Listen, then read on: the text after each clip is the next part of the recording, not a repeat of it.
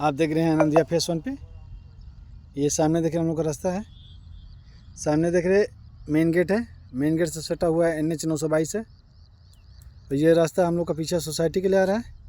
ये सामने देख रहे हैं जो 25 फीट का रास्ता है, इस पर रोड़ा गिराया जा रहा है। रोड़ा गिरा करके इसका कालीनीकरण किया जाएगा। बहुत जल्द देखेंगे आपके NH से सटा हुआ हम लोग का रोड एकदम कालीनकरण सुंदरीकरण कर दिया जाएगा। रोड़ा बिछा करके लेवलिंग करके उसके बाद गिट्टी गिरा करके इसको फाइनल कर दिया जाएगा। यहाँ पर ये देख रहे हैं सामने प्लॉट कटे हुए हैं सब। ये 25 बाई 40 के प्लॉट हैं सब। यहाँ पे बहुत सारे प्लॉट खाली हैं।